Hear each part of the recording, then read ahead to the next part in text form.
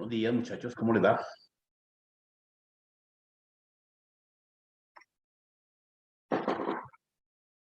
Buenos días, profe. ¿Qué va?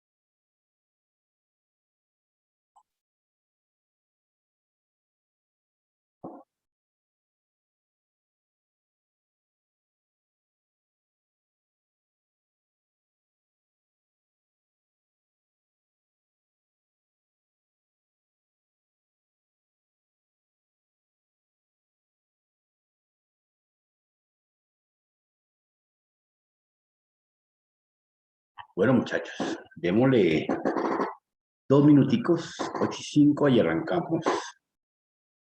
Y arrancamos. Bueno.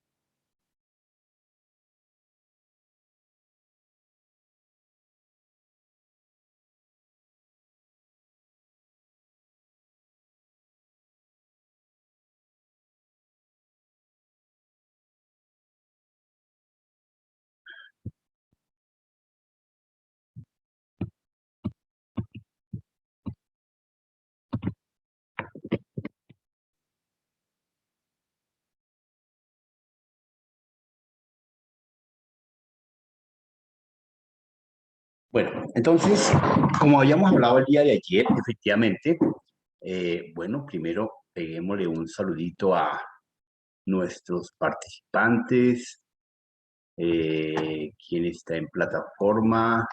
Entonces saludemos a Nicolás Patiño. Buenos días, ¿cómo estás?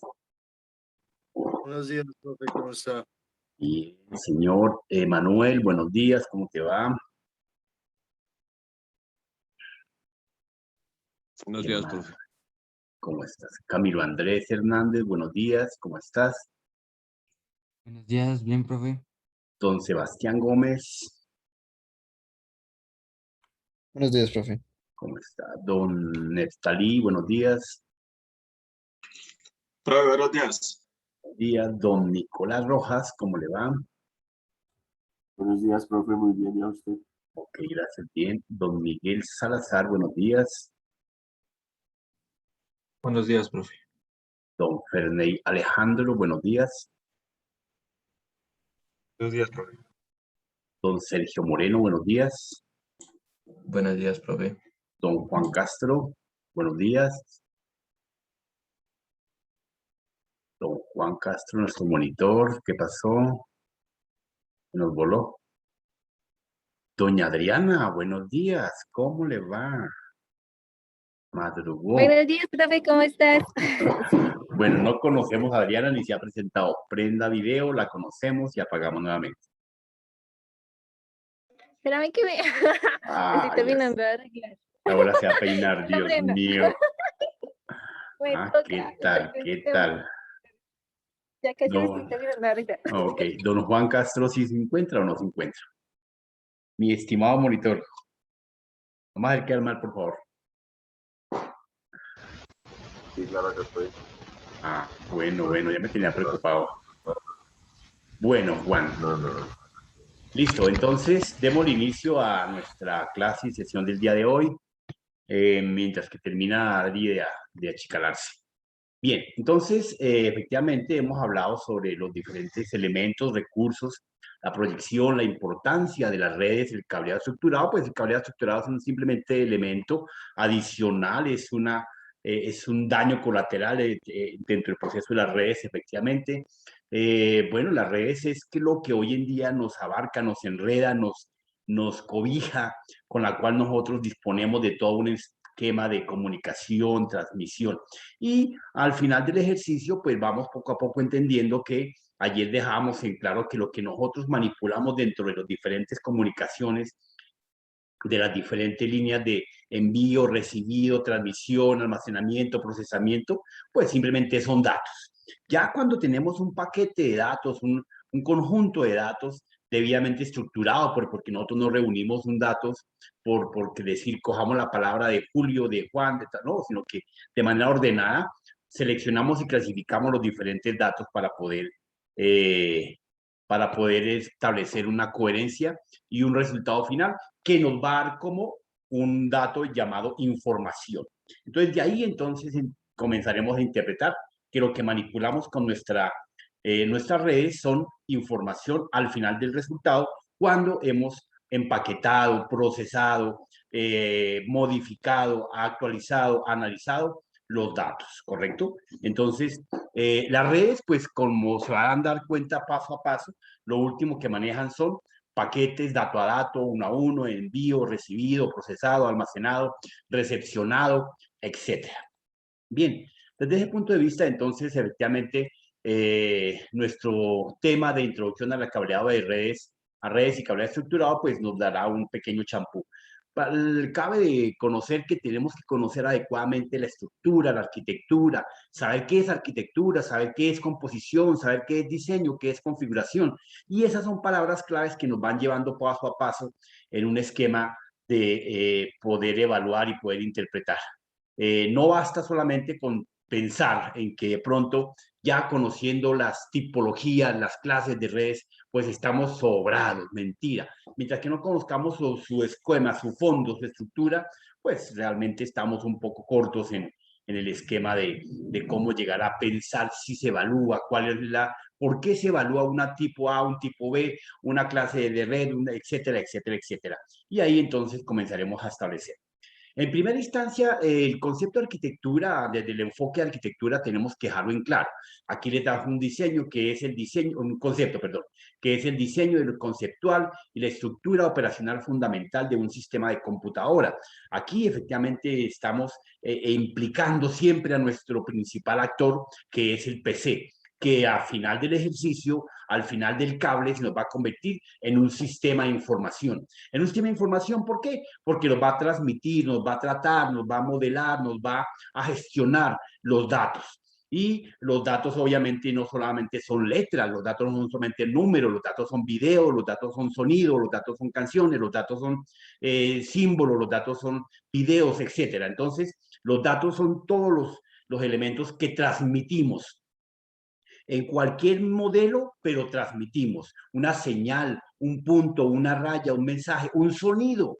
Esos son datos. Entonces, de ahí efectivamente se hace el procesamiento. Y la arquitectura en el campo de las redes, pues tenemos que irla interpretando, que es un diseño conceptual, una estructura, una operación final fundamentada en sistemas de computador, fundamentadas porque efectivamente todo aterriza en la informática, todo aterriza en los sistemas de información, todo aterriza en un PC. Entonces, el concepto como tal de arquitectura desde el punto básico sería eso. ¿Qué piensas tú, mi querido Miguel Salazar, de arquitectura? Dame un concepto.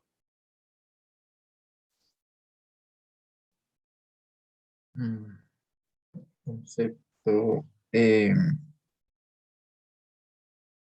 pues sería ya, pues, por lo que decía el profe, pues, lo conceptual. Lo conceptual, pero ese conceptual basado ¿en qué? En una modelo, en una arquitectura, en una forma. Recuerde que arquitectura, efectivamente, el concepto estándar de arquitectura, pues obviamente es un diseño, un modelo, un prototipo, ¿cierto? Pero hasta ahí es el modelo desde la concepción arquitectónica de arquitectura. Pero el concepto de arquitectura desde el modelo conceptual de la informática, entonces establece el diseño conceptual de la estructura. Y ahí hablamos de estructura, es cómo está formado, cómo está configurado, cómo está empalmado, cómo está engranado, cómo está encajado. Entonces, a eso poco a poco iremos aprendiendo qué es lo que se denomina la famosa funcionalidad. Entonces, la funcionalidad es producto de una arquitectura, de un diseño, de un concepto bien logrado. Cuando uno establece y está al otro lado del charco, al final de una carretera, logró viajar adecuadamente, cuando aterriza en un vuelo de un avión, entonces uno dice, uy, los baños eran muy funcionales, la silla era muy funcional. ¿Por qué? Porque efectivamente se sintió agradable, cómodo en uno u otro elemento y entonces manifiesta uno el concepto de funcionalidad. Aquí, en el concepto de la informática, la funcionalidad establece efectivamente ese empalme, ese engranaje, lo que conocemos básicamente como configuración. ¿Y qué entiendes tú, Ferney, como configuración, viejo?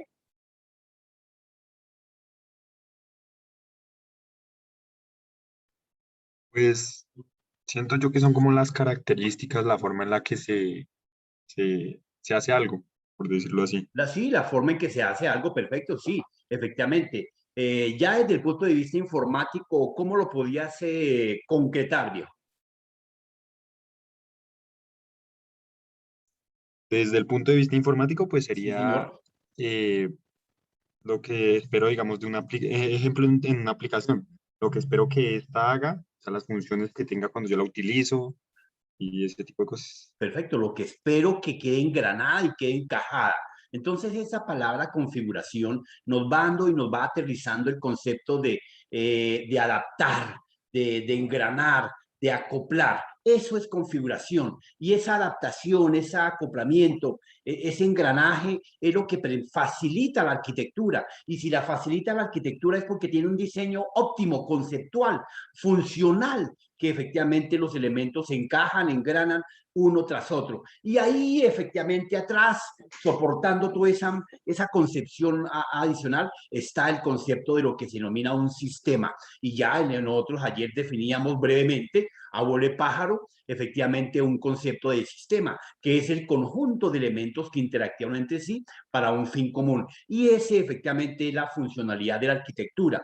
Ese es el engranaje de la configuración que facilita ese empalme adecuado y pertinente para que todos los elementos funcionen óptimamente bien.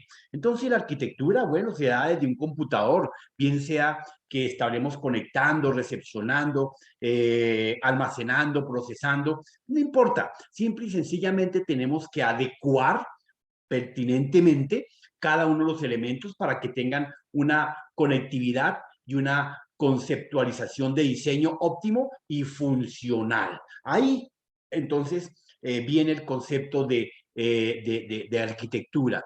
Ahí vamos aterrizándolo poco a poco. Fíjense que muchas veces no es que, ya hablemos de arquitectura, sí, no. Usted como es el ingeniero, entonces, no, hay que entenderlo realmente para poder dar una explicación, porque muchas veces está uno en cualquier empresa y le piden que evalúe, analice, conceptualice, de un diagnóstico del por qué A o B situación. Y uno, pues como no sabe efectivamente adecuadamente el concepto de la distribución, de por qué está diseñado así, de por qué fue configurado así, entonces pues simplemente dice, no, lo que pasa es que le falta una tuerca.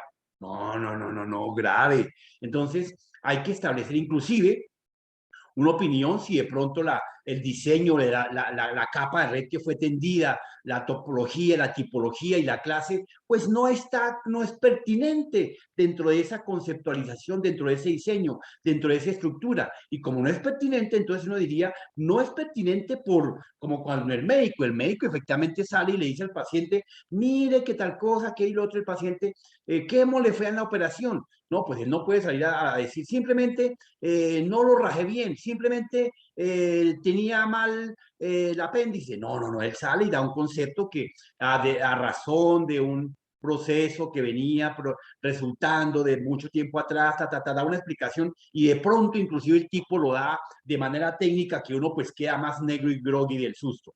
Esto efectivamente no es para que dejemos groggy ni negro a la gente, pero sí para que efectivamente podamos dar una explicación muy, muy técnica en el ejercicio que estamos tratando. Entonces, desde esa línea, efectivamente, nosotros podemos ir definiendo que la arquitectura, ¿para qué sirve? ¿Cuál es la funcionalidad? Entonces, aquí la arquitectura nos va a establecer que es un concepto que nos va a permitir estructurar, conectar, empalmar, introducir adecuadamente cada uno de los elementos que lo componen. La arquitectura realmente corresponde a la estructura organizacional e interconexión de diversas partes, de diversos elementos. Cuando hablamos de diversas partes y elementos, pues no solamente hablamos del PC, porque siempre el error de todos los usuarios, del parroquiano bajo o en cuero, es la máquina, el PC, el computador, y efectivamente muchas veces ni siquiera sabemos identificar el bendito PC que tenemos al frente. Yo pregunto, mis queridos panetrigos, nosotros tenemos, me voy a volver a la diapositiva anterior.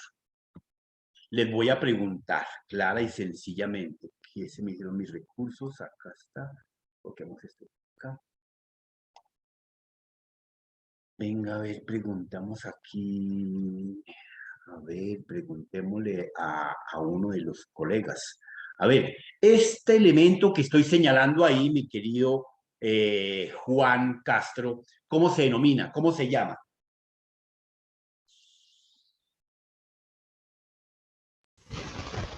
La CPU, ¿no? La CPU. ¿Cómo así que la CPU no? ¿La CPU? CPU. La CPU, bueno. ¿Tú qué opinas, mi querido Sergio? ¿Cómo se llama Pues, ese elemento? como tal sería como la torre o CPU, pero pues ya específicamente eso, pues yo supongo que serían como las entradas. Entonces tenemos ahí que la CPU, la torre, a ver. Adri, ¿cómo se llama ese elemento? Sería como el centro eso es como el procesamiento, unidad central de procedimiento, algo así. Pero sí, Unidad central de procesamiento, conclusión, palabras más, palabras menos, CPU. ¿Cierto, Adri? Bien. Don Nicolás, ¿cómo se llama ese elemento que estamos señalando ahí?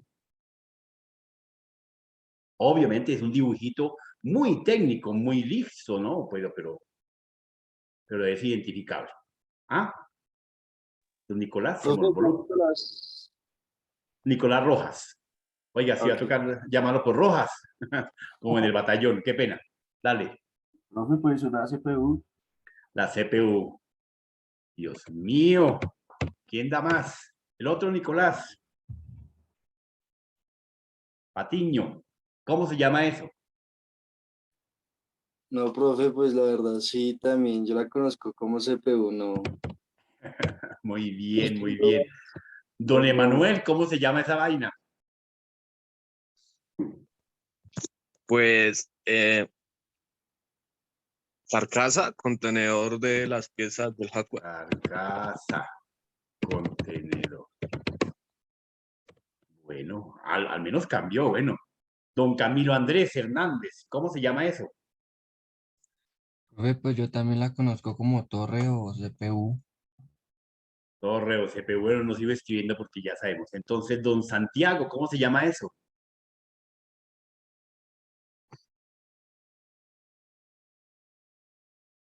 Santiago no está en clase.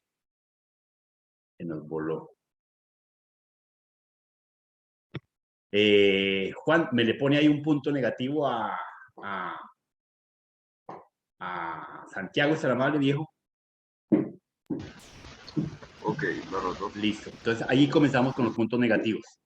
Bueno, Neftalí, ¿cómo se llama eso? Profe, el hardware de la torre. Saludos. El hardware de la torre. Porque digamos, pues la CPU es la que está adentro, ¿no? Pues si nos ponemos a mencionar cada unidad que está dentro de la torre, porque pues al igual es una caja, mejor dicho. Bueno, explícame que la CPU está dentro, no entendí. No, pues la unidad de procesamiento, ¿no? Está adentro de la torre, digamos, está ubicada dentro en el, ¿cómo es que llama eso? La metaboard, en la placa madre. En la placa madre, bueno.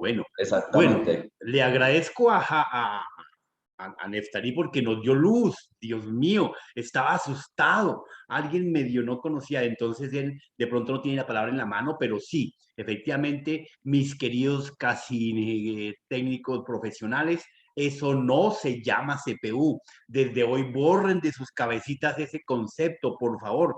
Es un gran error llamar a esa caja, a esa torre, a ese hardware, ¿qué más dijeron? A esa unidad central, a esa CPU. No se llama ¿Cómo llama la eso, CPU. profe? Digamos, en la board donde va todo incluido. Voy para allá, viejo. Entonces, eso se llama unidad principal.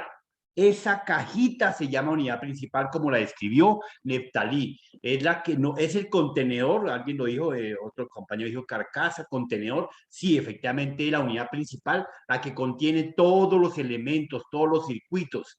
La CPU, mis queridos pan de trigo, la CPU es lo que conocemos comúnmente como el microprocesador, compañeros. El microprocesador es la CPU, unidad central de procesamiento. Y el procesador, la CPU, es apenas el tamaño de una uña.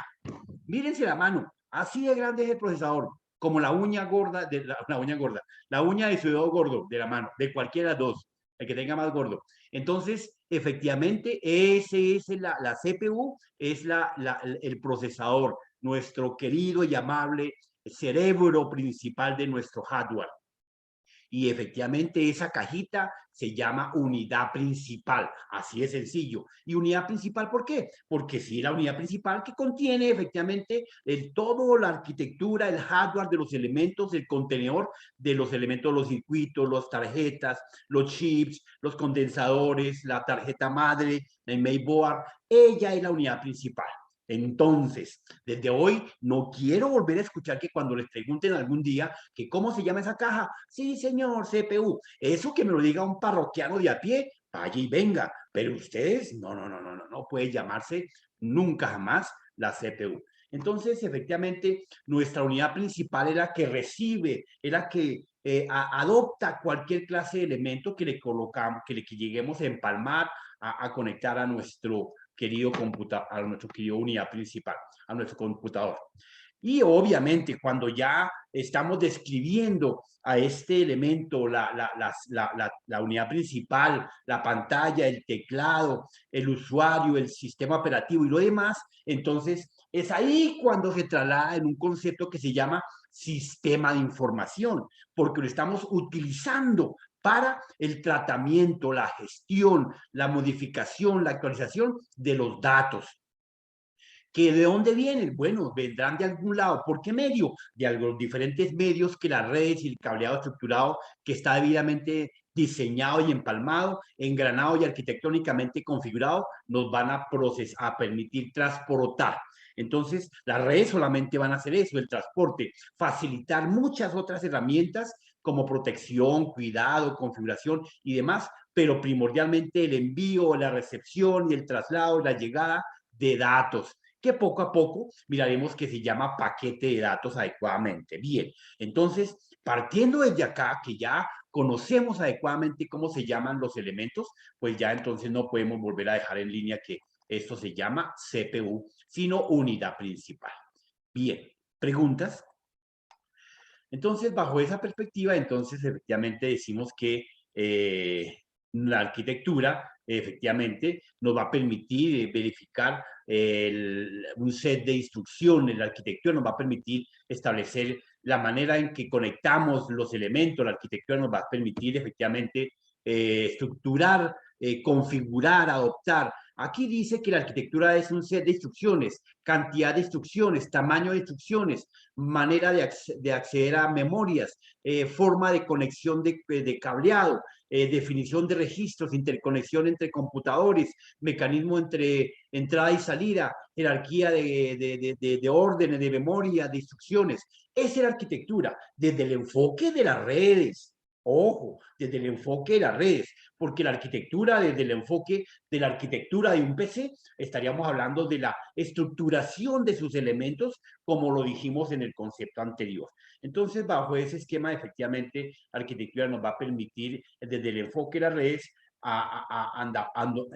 ahondar en un concepto de empalme, de cómo se adapta y cómo se acopla las redes y nuestro PC. ¿Qué hace un computador? Bueno, un computador de manera simple y sencilla almacena datos, procesa, almacena programas, ejecuta operaciones sobre datos, permite la interfaz entre el usuario y la máquina a través de su hardware, ejecuta algoritmos, recibe nuevos datos, entrega resultados, etcétera. Cosas tan simples como esas, pero tenemos que irlas empalmando y engranando desde el concepto de la ingeniería, desde el concepto de lo que son las redes y el software y la arquitectura. Si nosotros no identificamos estas pequeñeces situaciones, no podremos identificar lo más grande. Entonces, de ahí parte que efectivamente la arquitectura en un momento determinado fue estructurada, fue diseñada en diferentes tiempos. Entonces, la arquitectura ha venido evolucionando, ha venido transformándose paso a paso, y la principal arquitectura que hasta la fecha de hoy en día en la computación básica nos gobierna y nos gobernó se llama la arquitectura de von Neumann. La arquitectura de von Neumann estructuró un diseño de cómo configurar nuestros diferentes componentes y elementos desde el famoso procesador. Ahí vemos un procesador en la parte inferior de la pantalla. Está nuestro procesador. Acá está. Este es nuestro procesador. ¿Correcto?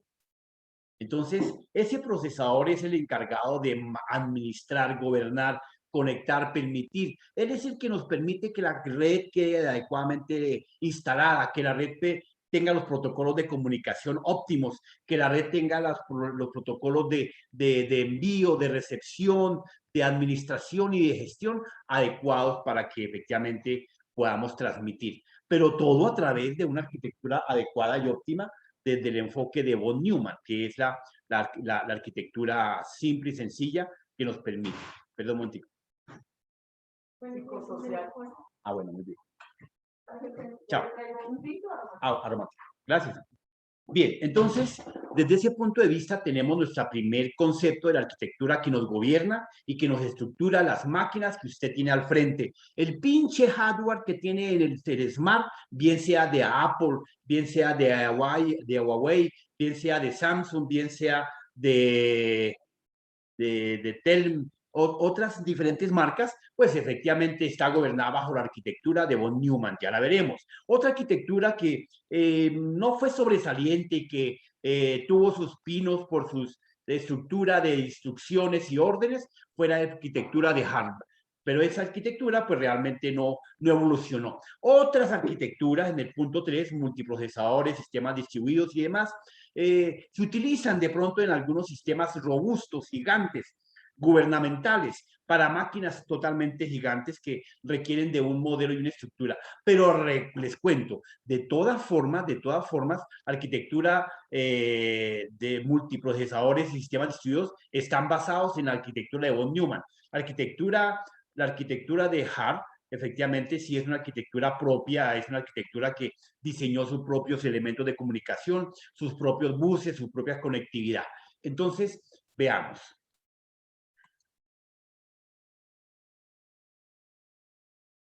Corremos pantalla. Bien, toda la arquitectura efectivamente de von Neumann, pues está compuesta simple y sencillamente en tres partes, una memoria, una CPU, una entrada y una salida. Ese es el modelo esquemático global. Von Neumann efectivamente propuso de manera estructural un computador, el almacenar datos, obviamente, cómo estructurarlos, cómo leerlos, cómo modificarlos, cómo escribirlos, ¿cierto? Ese almacenamiento era a través de programas, ejecutar operaciones sobre datos. ¿Qué operaciones? Su tratamiento, su escritura, su entrada, su salida, dentro del diferente esquema. ¿Quién lo debería de procesar? Entonces, entra la CPU y dentro de la CPU está la estructura que tenemos que conocer básicamente para que los diferentes elementos que lleguemos a conectar, a empalmar, puedan ser debidamente aceptados. Recuerden, la CPU es nuestro procesador principal, ese pequeño elemento que llamamos Core i5, Core i7, Core i11, Core i1, Core i2, etcétera. Pentium 1, Pentium tal, esos son y las diferentes marcas que existen, obviamente el AMD, el Pentium, el Intel, y pues obviamente la nueva marca de la Apple que está saliendo hoy en día como la futura reina de los procesadores a través de Silicon Valley, que es el nuevo gestor de los procesadores que en el 2023-24 estará ofreciendo su producto en Colombia y obviamente gobernando y superando de pronto al Intel y de pronto al AMD, quién sabe. Yo auguro algunos resultados muy positivos, toda vez que esta compañía de Silicon Valley tiene el respaldo de la Apple y efectivamente los recursos infinitos para poder convertirse en el nuevo rey de los procesadores. Desde ese punto de vista también la entrada y la salida pues es parte de la arquitectura de von Neumann, ejecutar el algoritmo, recibir entrada, salida, entrega de resultados, la verificación de los mismos, entrada y salida. Es así los tres elementos estándar de la arquitectura. Pero claro, ahí no se queda el elemento de la arquitectura. La arquitectura está definida en este diagrama que estamos viendo en pantalla. Esta arquitectura de von Neumann efectivamente establece cuáles son los componentes. Una unidad central de procesamiento, efectivamente, que es la que contiene los registros. Mi puntero, ¿dónde está? Acá está. La unidad central, que es la que contiene los registros, la unidad aritmético-lógica, es la encargada de hacer, verificar, registrar todas las operaciones lógico-matemáticas. Y cuando hablamos de lógico-matemáticas, pues estamos hablando de una estructura de comparación mayor, menor, igual, AND, OR, el registro matemático de suma, multiplicación y demás, y la unidad central de proceso se encarga de establecer ese tipo de elementos. Claro, va debidamente gobernada y controlada por los animales de control. Ella no pierde el control, ella es la encargada realmente de saber qué y para dónde van. La memoria, pues simplemente se encarga de recepcionar lo que la unidad principal le envíe, la unidad de control, y la memoria y lo que le envíe la unidad de control. La unidad de control puede enviar instrucciones, puede enviar direcciones o puede enviar datos que se muevan a través de los diferentes elementos. Acá tenemos un pequeño recorrido, obviamente arquitectónico funcional, que le facilita a los diferentes datos conectarse. Ahí están los diferentes elementos de conexión entre la unidad principal, la unidad de control, la memoria, el cerebro de nuestro... Porque aparte, para que ustedes sepan, que ya lo deben de saber, los procesadores, aparte de tener su centro, de ser el centro de acopio, de ser el universo, el cerebro de la máquina, pues también tienen un microprocesador interno, otra CPU interna, que es la encargada realmente de establecer todas las órdenes de las instrucciones que se puedan o deban ejecutar. Recuerden que los procesadores, el sistema de información, nuestro PC, fue hecho tal y como fue el hombre hecho, a imagen y semejanza. Entonces, nosotros los cristianos de carne y hueso según los datos bíblicos, fuimos hechos a imagen y semejanza de nuestro Creador. Así fue hecho el computador, solo que le faltó belleza, le faltó estructura. Entonces, logramos solamente hacer una pantallita, un teclado, un mouse, para podernos interconectar y conectar. Pero, pues, su proceso interno, su embalaje de comunicación, el tripaje, sí está hecho debidamente como funciona adecuadamente todo el componente del ser humano. Las diferentes entradas de entrada y salida, pues tenemos los periféricos, claro, y pues como ya ustedes saben, los periféricos pues se clasifican en distintos elementos. Los periféricos se clasifican como, Adri, ¿cómo se clasifican los periféricos? Los de entrada y los de salida, ¿sí? Exacto, los de entrada, salida y almacenamiento, los estándares. Obviamente que le agregaremos a ese los periféricos de comunicación, que hoy en día están volando por encima de los de almacenamiento, están volando por encima de los de entrada y los de salida. ¿Por qué? Porque como ustedes se han dado cuenta, hoy en día tenemos muchísimos elementos de conectividad, los parlantes inalámbricos, los Bluetooth, los audífonos, los teclados, los mouse, bueno, dígame las pantallas, dígame qué no está de manera inalámbrica o de comunicación. Entonces, la mayoría de los periféricos, bien sea de entrada y salida, están dentro del rango hoy en día de los periféricos de comunicación. Claro, entonces están los de video igualmente, que hacen parte de los de entrada. Entonces, desde ese punto de vista, efectivamente, los periféricos se clasifican de esa estructura. Aquí vemos el componente real como von Neumann se imaginó la estructura de su arquitectura, como pensó. ¿Y quién iba a pensar de que este tipo diseñara desde 1961 la estructura arquitectónica que hasta la fecha de este siglo sigue siendo funcional? Imagínense. Entonces, no han sido capaces nadie más, ni siquiera yo, de establecer un nuevo modelo, un nuevo diseño que sea funcional.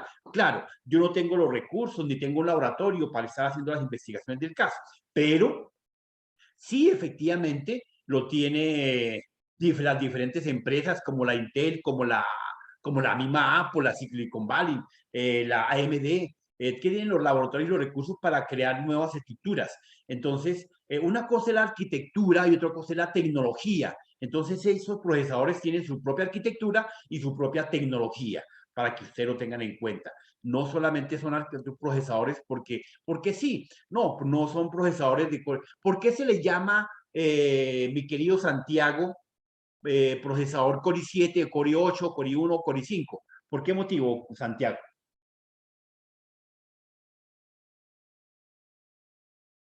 Santiago es como el segundo llamado, ¿cierto, Juan?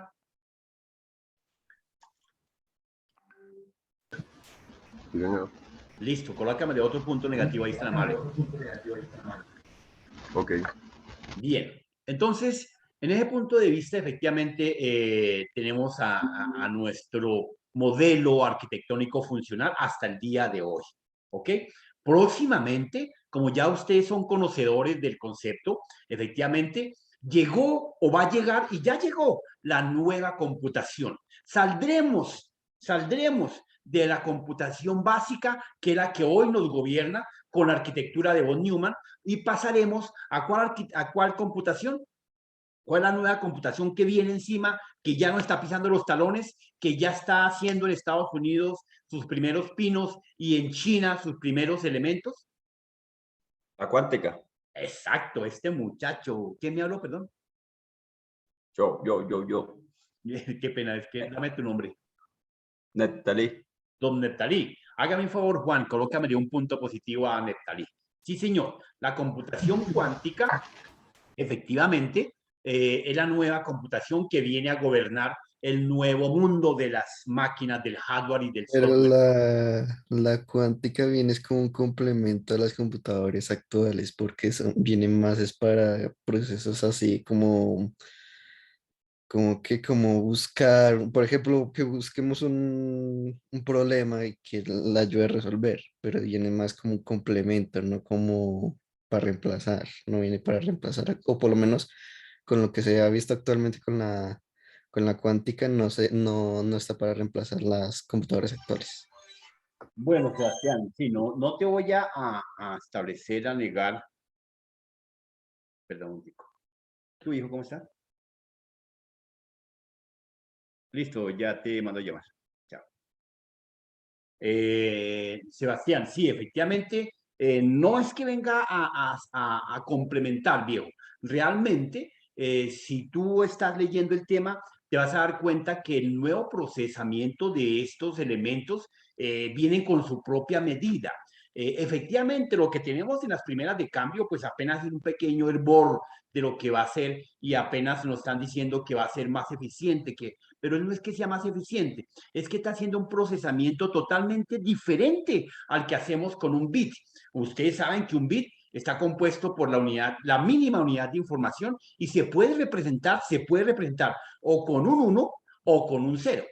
Pero realmente el quantum, que es la medida de información, o es un 0 o es un 1. Entonces él se transforma, a diferencia de la computación básica, donde el proceso se hace en 1 o en 1 o en 0 o en 0. Entonces el proceso que podemos establecer con la cuántica es que puede traspasar y convertirse de un 0 a un 1 dramáticamente. No se ha descubierto cómo se hace esa transformación, pero efectivamente puede incluso transportarse. Al transportarse, pues no hemos descubierto, se ha afirmado efectivamente los mundos paralelos. Significa que esto nos llevaría a un siguiente nivel donde estamos entendiendo, o el hombre está entendiendo lo que significa los famosos hoyos negros del espacio, donde hay otro nivel, otro elemento que se puede transformar. Si eso es así, efectivamente, la arquitectura de von Neumann se estaría ya siendo caduca,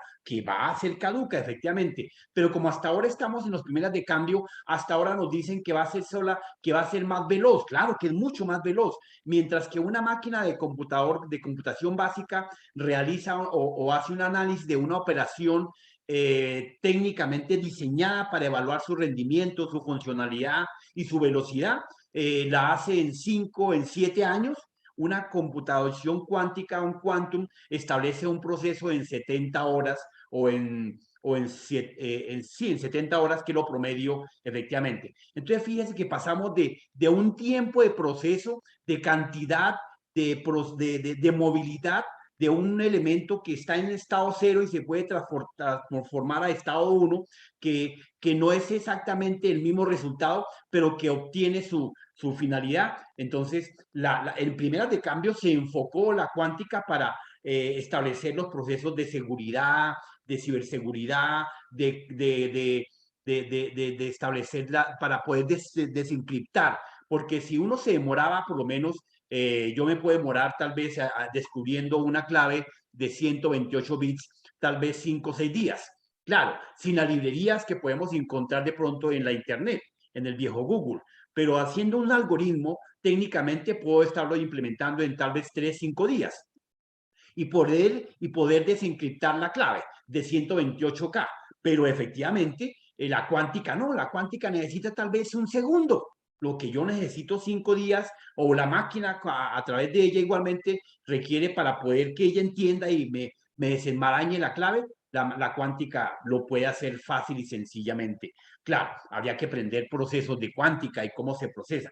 La cuántica, recuerden que viene de la física, de los diferentes ambientes, de los diferentes niveles, de la movilidad, de la transportación, lo que conocemos técnicamente, la teletransportación. Y ya, si esto existe y si se está dando, es porque existe la teletransportación. Nosotros, el ser humano, hace muy poco entendió que estábamos teletransportando hace rato los datos.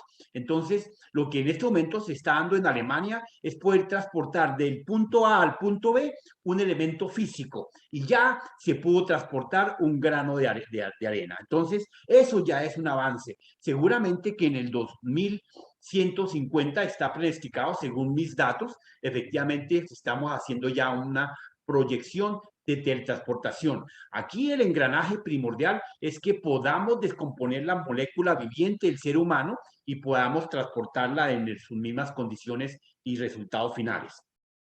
Pero entonces ese es el final de nuestra computación cuántica.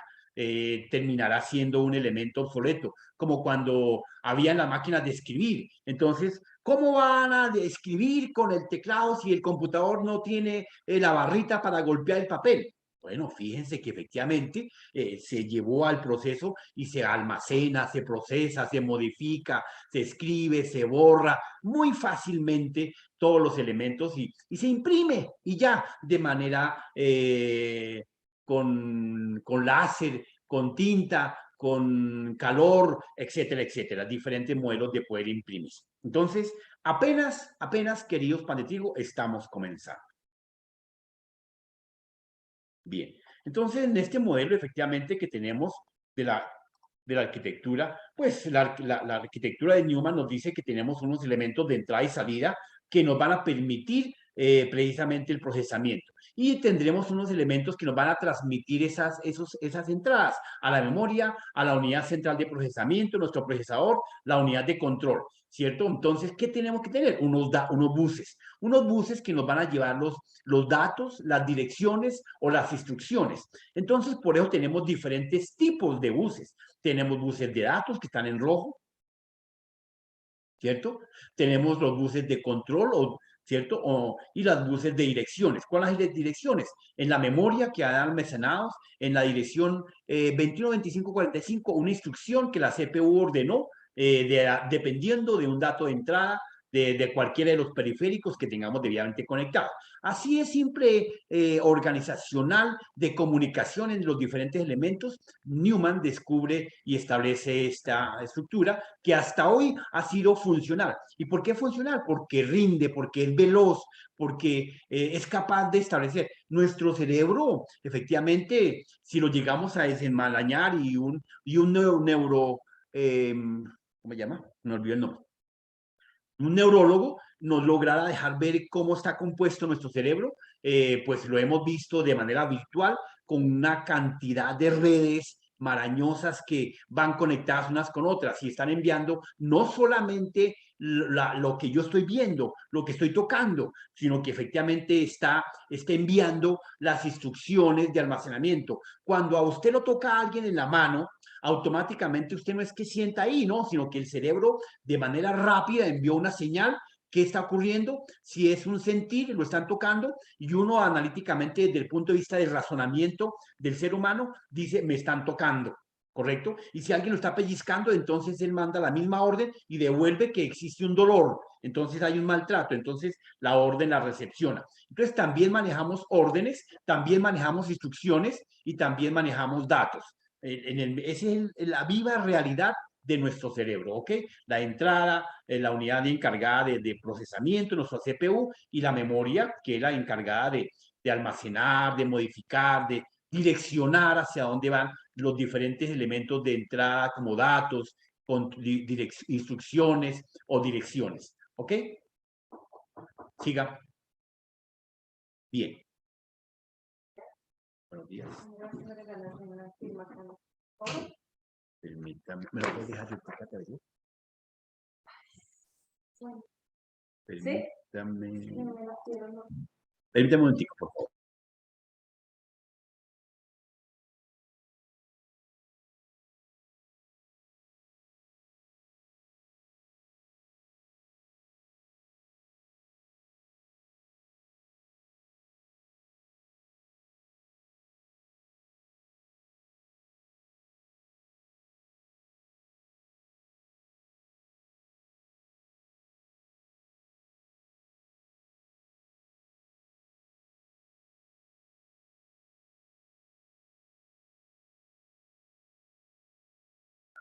Bueno, continuemos. Bien. Se apagó, se prendió, ya listo. Bien, entonces, se me volvió. En esa arquitectura de von Neumann, en su historial, efectivamente, hay una línea de tiempo donde efectivamente se fue perfeccionando cada uno de los elementos y ustedes son testigos, los que les gusta el hardware, han visto cómo evoluciona la memoria, la unidad de aritmética lógica, la unidad de control. ¿cómo lo vemos? Pues efectivamente vemos el avance de los diferentes procesadores, como van naciendo los Pentium 1, los Pentium 2, el Core i1, el Core i2, el Core i3. Hoy en día vamos en Core i11. ¿Qué significa Core i1 o Core i2 o Core i11 o Core i7, compañeros? O Core i5. ¿Qué significa eso? Al Pues segunda como viene generación. de Intel, es como las generaciones, sí, de Intel, las familias. Las familias, bueno. ¿Qué más? ¿Quién era el otro chico que está hablando? Que cada una es más potente que otra. Cada una es más potente que otra, sí, totalmente de acuerdo, 100%. Las Tiene mejores núcleos, mejor frecuencia, mejor caché, mejores gráficos, van mejorando, totalmente de acuerdo. evolucionando. Evolucionando, sí. Muy cierto, muy de acuerdo. Pero no es la respuesta a la pregunta. ¿Por qué se llama Core i1, Core i2, Core i3, Core i4, Core i5, Core i7?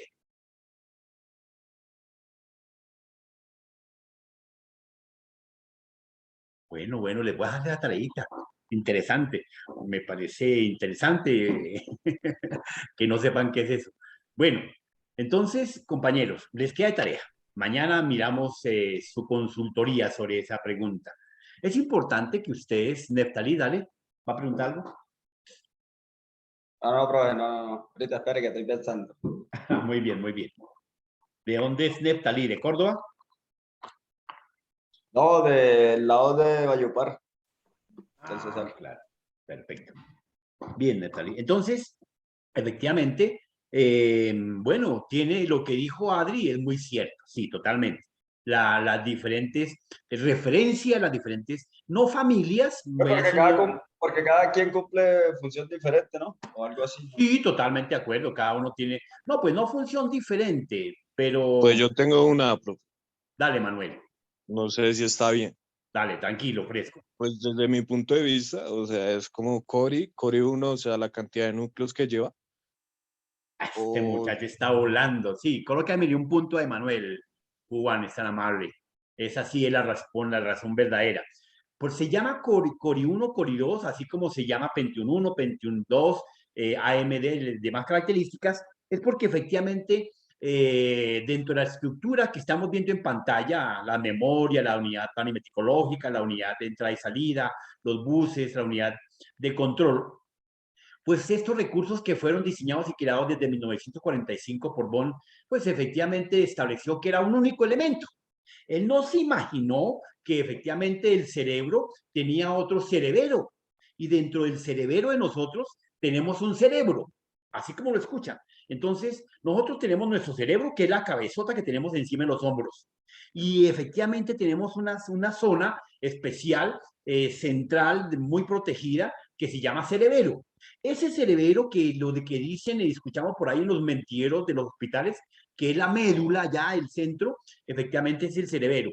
Pero dentro del cerebelo tenemos nuestro cerebro principal, que es el que realmente como la fuente de energía, el que asocia, disgrega y razona y concreta todo lo que nosotros estamos pensando. Pero fíjese, la velocidad que lo hace es astronómica.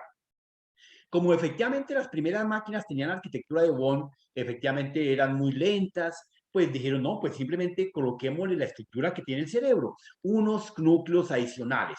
Entonces le colocaron dentro de la CPU otra CPU, que se llama otro núcleo. Entonces, los que tienen Core i7 tiene 7 núcleos, 7 CPUs que le ayudan a procesar con la misma estructura estándar de una memoria, una unidad de control, cada uno, una unidad aritmético-lógica, una unidad de control, una unidad de entrada y salida, unos buses, y le ayudan efectivamente a la máquina a poder interpretar, porque la máquina no solamente está al tanto del cuidado de lo que el usuario le esté entrando o le esté sacando, no, la máquina está vigilando la arquitectura, la configuración, la comunicación, está previamente verificando y vigilando toda esa cantidad de órdenes. Y por dentro de ella, efectivamente, también está verificando las órdenes que son impartidas por la unidad aritmético-lógica, por la unidad de control, los buses. Aunque cada uno tiene sus propios buses de comunicación, hay unos buses globales, ¿cierto? Que son los que realmente reparten y recepcionan y trasladan las diferentes órdenes, instrucciones o direcciones o datos, ¿correcto? Entonces, esa es la función de llamarse Core i5. Claro, acepto la recomendación, lo que mencionó Adri y otro compañero, que efectivamente el siguiente nivel es más veloz, es más capaz, procesa más. Por eso, efectivamente, ustedes se dan cuenta que tenemos máquinas que procesan datos a 16 bits, a 32 bits.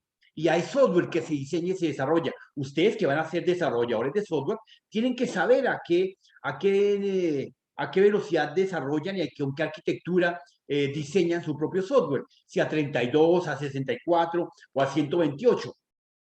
Eso está efectivamente de manera ligada con el software y la máquina de donde estén trabajando, claro, porque si usted quiere desarrollar un software de 128 en una máquina de 64, pues no le va a establecer. Es como cuando hoy en día, no sé si han logrado jugar un jueguito de Pac-Man de los años 80 en un procesador Core i7. ¿Qué ocurre? ¿Alguien lo ha intentado? O con cualquier juego.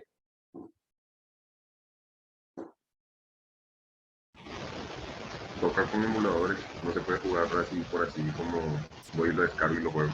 Ese Juan tiene razón. Sí, efectivamente, Juan, póngase un punto tan amable. Juan, sí, efectivamente no se puede jugar porque las velocidades, los tiempos de control, los tiempos de recepción, de entrada y salida no son adecuados. La máquina espera, una máquina Core i5, hablemos por decir algo. Hoy en día, la misma velocidad que de diseño del software. Y como ese software fue diseñado en 16 y 32 bits, pues obviamente va a quedar como un carro modelo, bueno, una zorrita andando por la autopista, un carro de caballos andando por la autopista. Así quedaría inoperante, inoportuno, ineficaz, estorbando, siendo peligroso, etcétera. Entonces, así sería idénticamente igual un software debidamente desarrollado en un procesador de 32 y corriendo en 64. Algún software, efectivamente, por su estructura de proceso, logra funcionar en un 64, pero en un momento determinado su almacenamiento, su direccionamiento, le va a permitir al usuario detectar ciertas fallas, ciertos errores que él no va a poder explicar y simplemente va a llamar al técnico que me dice, la información se me está perdiendo, la información se me está modificando, la máquina se me apaga. Y datos como esos, efectivamente, el usuario simplemente logra mencionar, pero él no sabe que efectivamente tiene un error técnico profundo, muy estructural. Bien. La memoria principal. Bueno, la memoria principal, como uno de los elementos estándares de nuestro CPU, pues establece que la que encargada de modificar, gestionar, procesar todos las instrucciones, todas las órdenes, todos los datos que le puedan llegar. La memoria no solamente guarda datos del ser humano, no, también guarda las instrucciones que la unidad de control le envía, también guarda las direcciones que bien sea la unidad de control, la unidad principal, la unidad aritmético-lógica, necesita para que le reserve un dato, una instrucción, y para que en su momento determinado la logre volver a necesitar, simplemente acuda a esa dirección. Hagamos de cuenta como Excel. Entonces Excel está compuesto por filas y columnas. Y efectivamente cuando se requiere de un dato de eso, simplemente páseme lo que está en la celda B1. Y él le pasa lo que está en la celda B1, el contenido. Esas son las direcciones. De esa sería como la forma en que se almacena el elemento.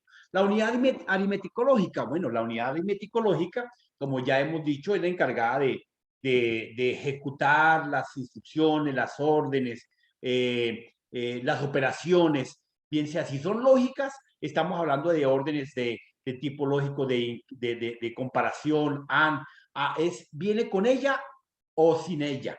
Tiene que tener la cartera y los zapatos, o sea, AND, las diferentes compuertas que se trabajan, las sumas, las operaciones, y obviamente que aquí tenemos que enseñarle cómo ejecutar las operaciones matemáticas, porque ustedes que son matemáticos puros saben que las matemáticas tienen un orden de ejecución. Las operaciones no se ejecutan así porque sí. No es lo mismo decir que voy a dividir 3 sobre 4 que 4 sobre 3, pero sí puedo decir en la suma que voy a sumar 2 más 1 que 1 más 2. Me da lo mismo. Entonces es cuando surge el orden de las operaciones, el orden de la ejecución, que en las leyes de las operaciones, ¿ok? Entonces, la asociativa, la conmutativa, la distributiva, ahí viene entonces el implique. En las operaciones lógicas, efectivamente, el mayor, el menor, el implicado, el no implicado, por eso nos enseñaron el plano cartesiano, para saber de qué punto a qué punto iba, de dónde a dónde iba, los conjuntos, implica, no implica, con conjunto universal, ¿cierto? Entonces, nos están estableciendo que en las operaciones de la unidad meteorológica, ella es capaz de establecer todo tipo de comparación y análisis a través de una operación matemática, porque recuerden que todo está debidamente centrado en matemática, bien sea de tipo lógico o bien sea de tipo matemático, ¿ok? Bien, la unidad de control, la que vimos en nuestro diagrama de Bonn, pues efectivamente es la encargada de gobernar, de distribuir. Comparemos la vida real del ser humano. Tenemos el presidente, que sería nuestro cerebro, y los gobernantes, o el ministro, ¿cuál es el ministro más importante? El ministro, no me acuerdo, hay uno más importante de todos, efectivamente. En un departamento tendríamos... Señor. Vicepresidente, ¿o no? No, el vicepresidente no hace parte de ese control estatal en este país. Sería el ministro, digamos que entre la jerarquía podría decir que el ministro de Defensa, pero no, hay un ministro de... Se me fue la palabra. ¿De qué? ¿Del exterior? Del exterior, sí, es muy relacionado con toda la parte de comunicación. Bueno, se los quedé viendo yo de tarea. Bueno, entonces, efectivamente la unidad de control, ella controla, vigila, distribuye a través de los diferentes buses las comunicaciones, de dónde vienen, para dónde van. Recuerden, compañeros, que en la CPU, ella es el foco de todo el norte de la máquina, de nuestro PC. Ay, perdona, una llamadita. Se me olvidó.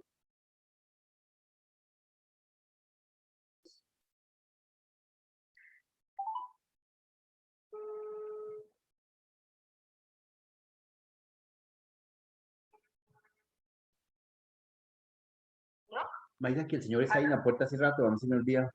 ¿Por qué no le pide el teléfono y que te llame a ti? Y yo estoy en clase. Pues ya le digo. Chao. Bueno, entonces, en ese orden de ideas, efectivamente, la unidad de control es la encargada de distribuir, de definir cuál es el norte. Aparte de que la CPU... Viejo, qué pena, ya te van a abrir, es que están buscando la llave, ya se están abriendo.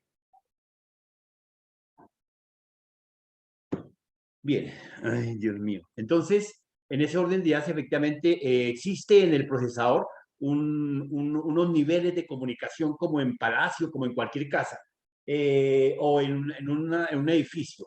Resulta que las órdenes, las instrucciones y algunos datos, no todos van por la puerta principal, para que ustedes tengan en cuenta.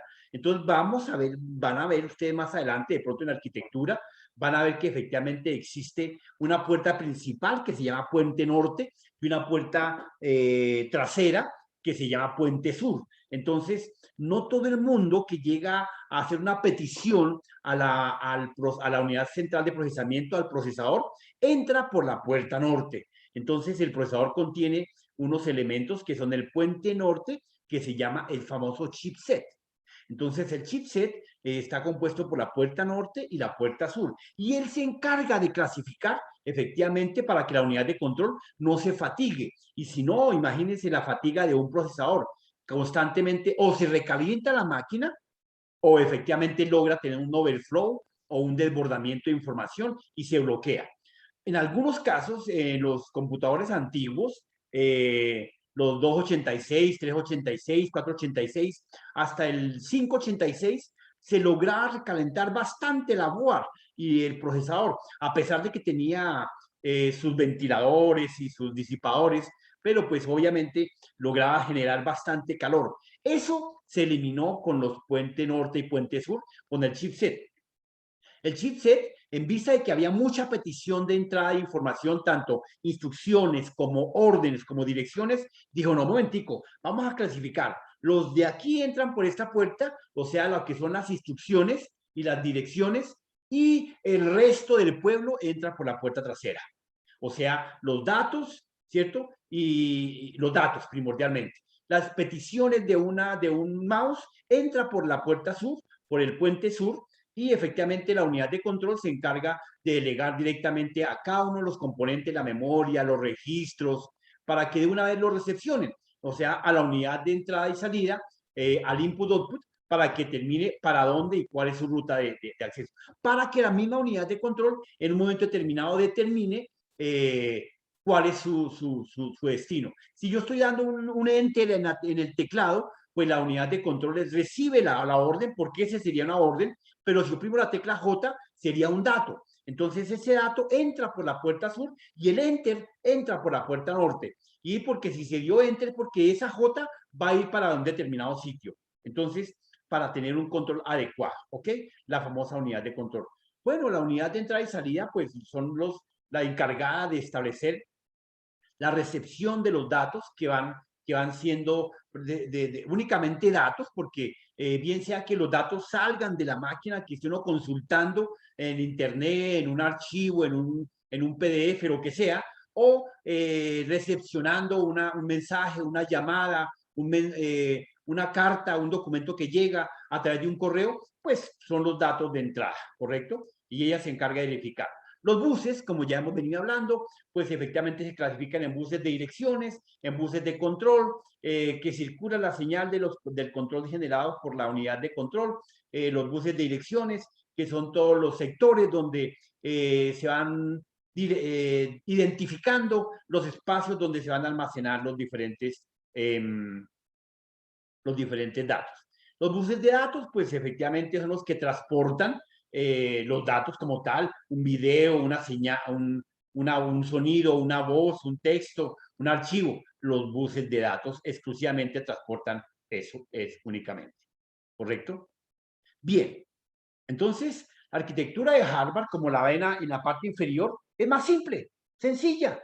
Ella no se complica, simplemente establece una entrada de cada uno de importancia de los elementos de los mismos componentes. La ALU, le señalo acá mi puntero, acá está. Aquí, perdón, este no, esta flechita. La ALU, la unidad aritmético-lógica, la memoria, el dispositivo de entrada y salida y la memoria de instrucciones. A diferencia de la arquitectura de von Neumann, pues ustedes se dan cuenta que efectivamente aquí todos tienen acceso a la unidad de control. Aquí no hay un direccionamiento adecuado, aquí no hay un control que establezca. Aquí lo único raro es que efectivamente existe una memoria de instrucciones. Una memoria de instrucciones donde efectivamente se van dando las órdenes para que los datos vayan siendo procesados y tratados adecuadamente. El término proviene del computador Harvard del Mark I, que almacenaba instrucciones o cintas. Entonces, como las primeras máquinas surgieron con cintas, con tapes, con tarjetas perforadas, pues efectivamente tocaba para leer una cinta. Si yo almacenaba un dato en el comienzo de la cinta, para volverlo a leer, me tocaba desenrollar toda la cinta y recorrer toda la cinta. Si eran 5 kilómetros, me tocaba recorrer los 5 kilómetros paso a paso y eso me podía tardar 5 horas, 6 horas, 2 días y recorrerlo desde el principio hasta el final. Era una instrucción que se almacenaba acá y le decía, está haciendo la petición, la lectura de cinta. Bueno, entonces simplemente comience a leer desde el principio hasta el final, hasta donde lo encuentre. Y si lo encontraba al final, pues recorría. Esa era la instrucción que estaba debidamente almacenada. Pero esas instrucciones ya estaban quedadas, almacenadas, eran programadas, a diferencia de la arquitectura de Neumann, que va estableciendo instrucciones dependiendo Ojo, dependiendo de la petición. Él no tiene un rasero, hagamos esto y esto, como lo tiene aquí definido Harvard. Harvard, efectivamente, si dice, si ocurre esto, haga esto. Si salta aquí, brinque acá. No, en cambio, Newman sí establece, dependiendo de una condición, de una petición, establezca una instrucción. Y no se llena de almacenamiento de órdenes, de instrucciones y direcciones inesperadamente. Borremos pantalla.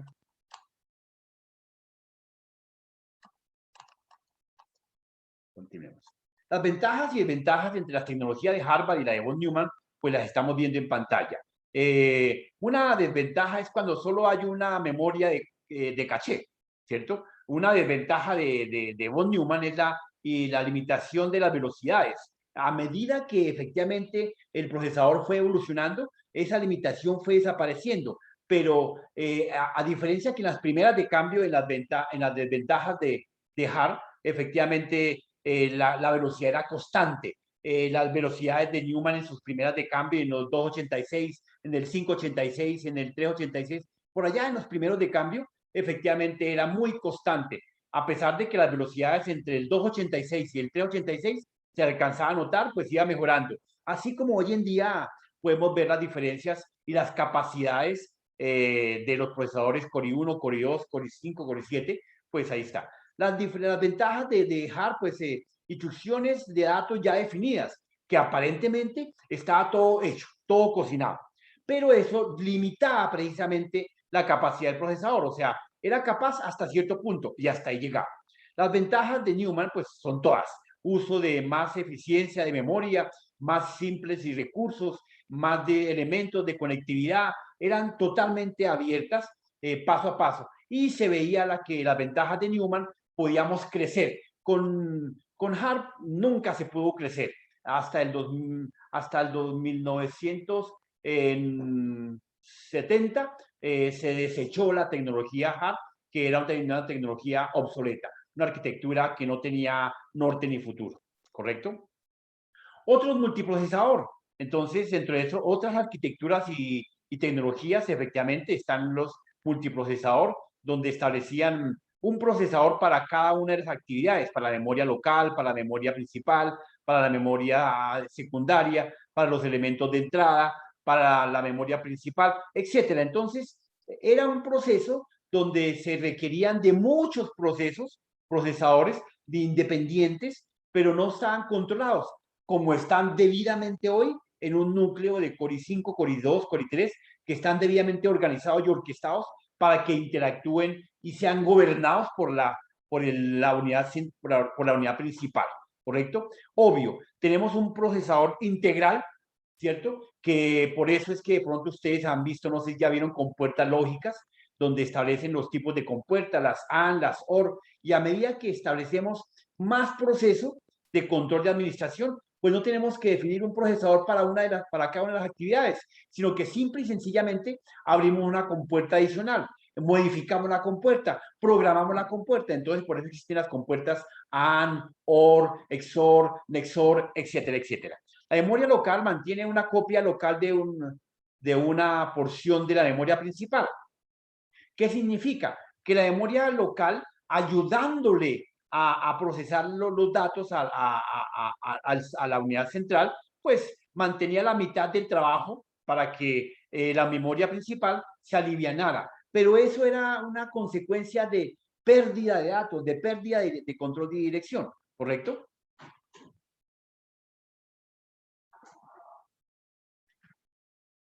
El multiprocesador. Bueno, el multiprocesador fue un invento, efectivamente, encargado para establecer desde la tecnología y arquitectura como les había comentado, de Newman, donde está en capacidad de poder gobernar múltiples elementos, múltiples tareas, múltiples acciones al mismo tiempo.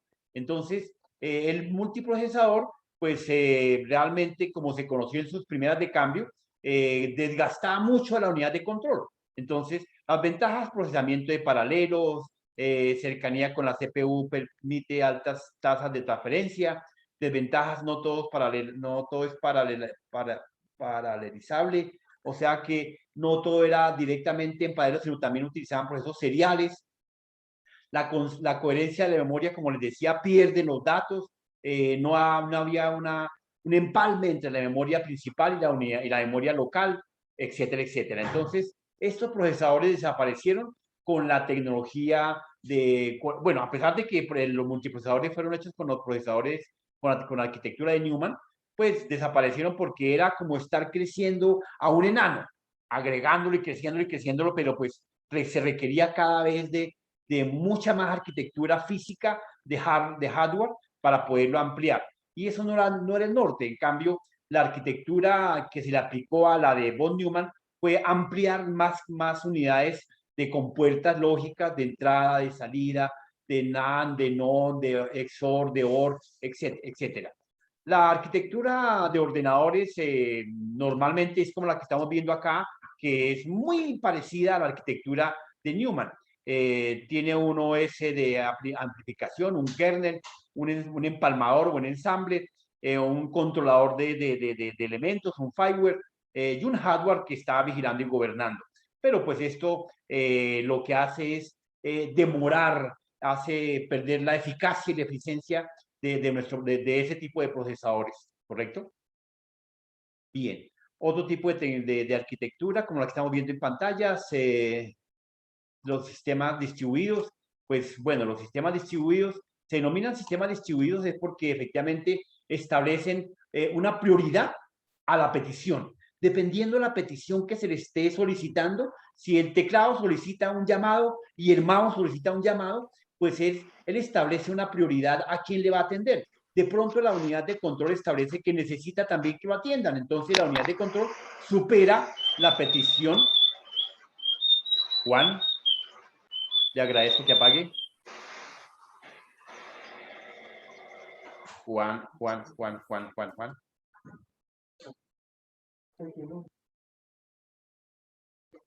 Juan, mantén tu celular apagado. Bien, entonces, estos procesadores, estos procesadores efectivamente distribuidos lo que hacen es simplemente coger la prioridad de la petición del llamado dependiendo del periférico, el elemento o el dispositivo que se le esté dando. Otros sistemas distribuidos efectivamente son los diferentes sistemas que uno monta en redes interconectados, máquinas debidamente conectadas para que procesen, almacenen, para que los usuarios no sobrecarguen a un servidor. Un cliente efectivamente requiere consultar las bases de datos de tal zona. Otro cliente requiere consultar sus estados financieros. Otro cliente requiere comunicarse con el exterior. Entonces, para que no exista un sobrecalentamiento de instrucciones, de direccionamiento, pues se montan diferentes PCs en red. O sea, esto lo pueden hacer ustedes mismos y que funciona en la vida real. De pronto, en algunas empresas macro establecen servidores para cada departamento y para cada unidad. Entonces, de ahí vienen los sistemas distribuidos, ¿correcto?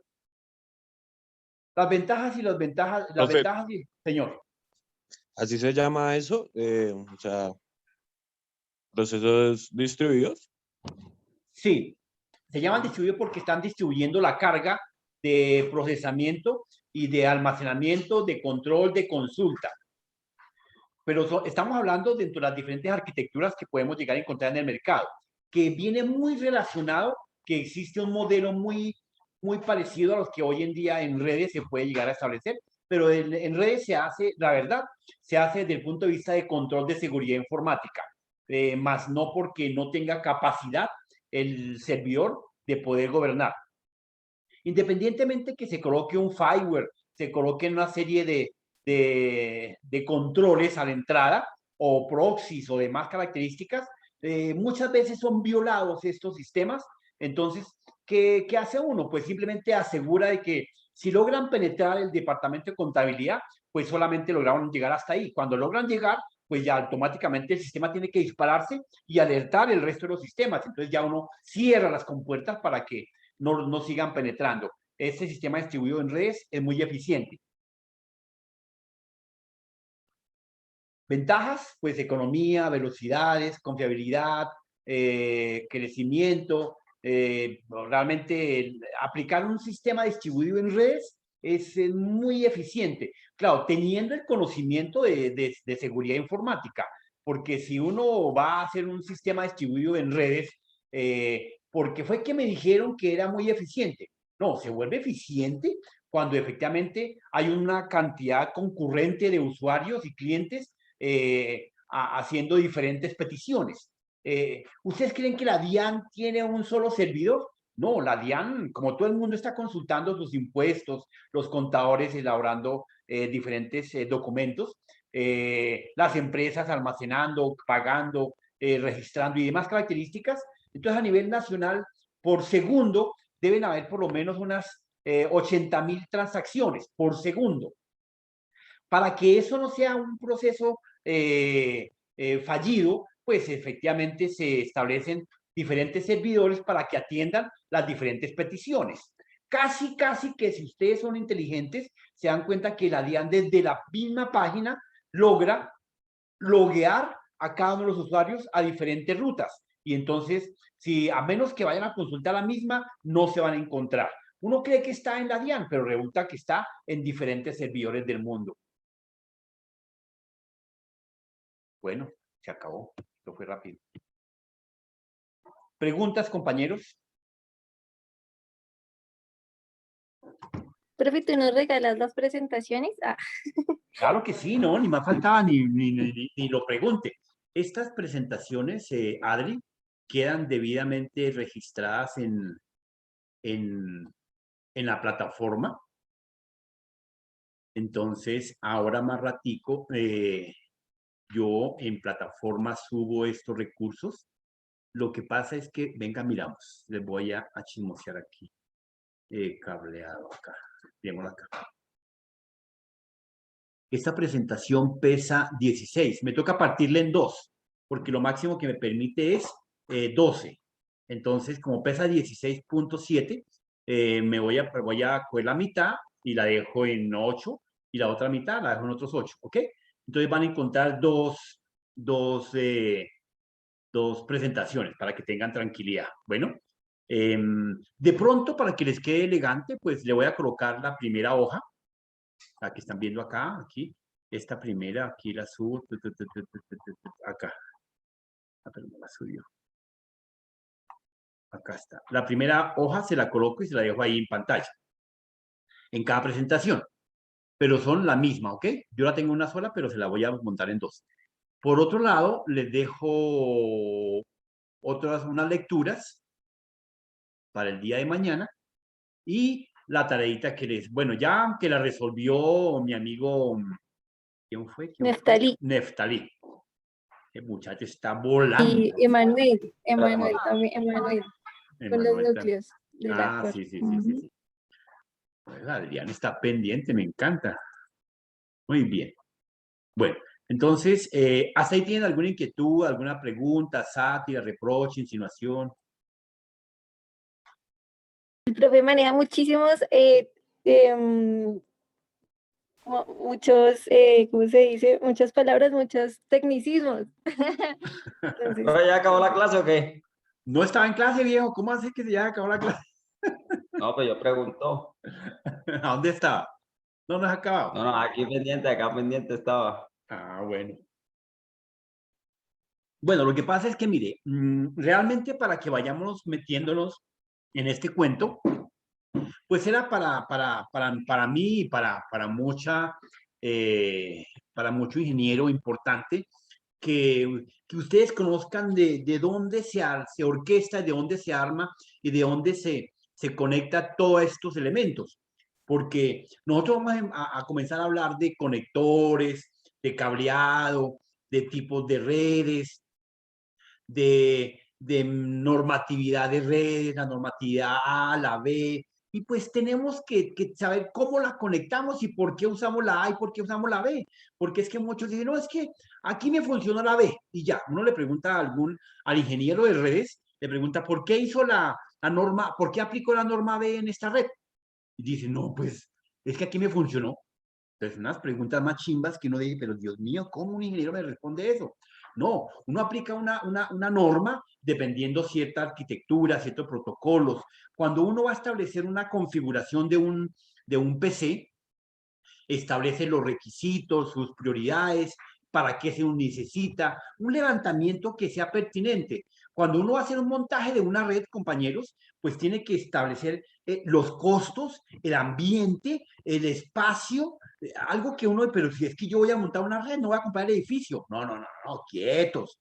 Uno tiene que establecer cuánto voy a gastar, qué necesito, si está dentro del presupuesto, si es viable, porque yo que saco con montar una red, de pronto en Estrella, cuando veamos topología de redes, y resulta que no era adecuado montar una topología Estrella. Entonces hice gastar un montón de plata. Pues de pronto no queda ni funcional, sabiendo que las tecnologías de topología Estrella son muy funcionales, pero de pronto no es eficiente, porque el espacio no lo permite, porque, bueno, por la razón que sea. Entonces, es importante que conozcamos con qué elementos vamos a encontrar, que si tenemos que tener en cuenta el procesador, la arquitectura, y para conocer un procesador, como ustedes hoy descubrieron que la torrecita que está al lado de la pantalla, o que está debajo del escritorio, o que está encima del escritorio, no se llama unidad principal, no se llama CPU. Eso se llama, ¿cómo se llama, Adri? Unidad central, no más. Ay, Dios mío, Die no se va a acordar, no puede ser. No, tampoco se llama unidad central. La cajita, pero es... No, no, no, no, pero no, no, es no, la- no, no. Dios mío, esa es la Unidad ayúdame. principal. La unidad Eso es la unidad principal. principal. Por Eso Unidad sí. principal. por favor, no me hagan llorar, Dios mío. Entonces se llama unidad principal. ¿Listo? Bueno, compañeros, entonces los dejo hoy por hoy. Dios los bendiga. Muy amables. Les habló José Antonio Martínez. Un abrazo. Gracias, profe. Profe, hasta luego. Gracias, profe. Profe, hasta luego. Gracias. Profe, muchas gracias. Ok, chao, chao. Toca, toca, toca.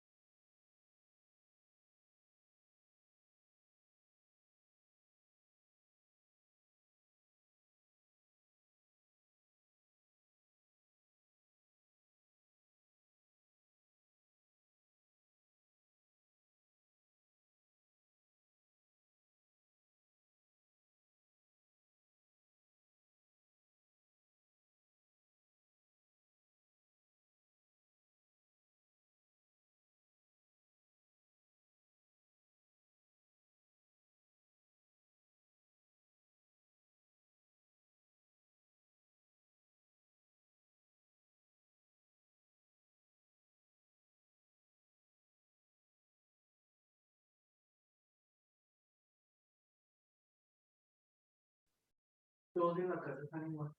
¿Todos agripados? No, friegue.